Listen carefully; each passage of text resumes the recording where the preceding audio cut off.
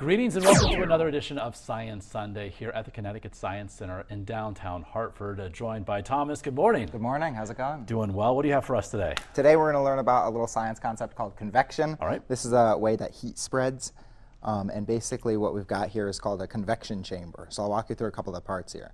We've got these two little glass tubes sticking out the top, and underneath one of them is positioned a candle. So the air underneath this piece of tube, this tube here, is getting hotter. And one of the science properties, one of the first things we learn in science is that hot air rises and cold air sinks. So although we can't see it yet, the air right underneath this tube is getting hotter, and then it's rising out of here, which means that some of the air over this tube is being drawn in to replace the air that's coming out of this side.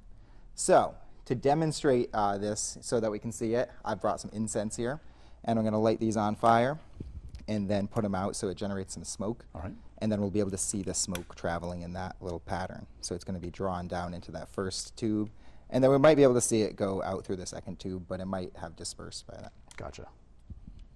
Light it a little bit more here. All right, so we've got plenty of smoke going here from our incense. Now this does use fire. I'm using a lighter here, so if this is something you're interested in trying at home, you got to make sure you have adult supervision. But I've got some smoke here, and we're going to place it right above the top here. Look at that. And as you can see, a lot of this smoke is being drawn right down into the tube to replace the hot air that's rising and lifting out of this side. So convection is a really universal science thing. This happens in all sorts of fields, from chemistry to physics to biology. Some of our ocean's biggest currents are powered by this phenomenon, convection. It's also used in like heating. People have convection ovens in their home, all sorts of stuff. Yeah, this is a really fundamental science concept here. And a great demonstration. How perfect.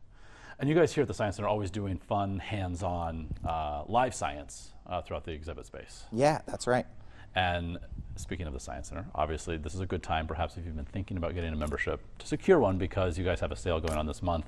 The month is almost over, so final days to save 15%. Yep, absolutely. So come get your membership. It really pays for itself after only a couple visits, so it's an awesome way to come check out the Science Center. All right, so ctsciencecenter.org is where you need to go to secure that membership, and the code is FALL15. All right, Thomas, thank you so much. Of course, we'll see you for another edition of Science Sunday next weekend.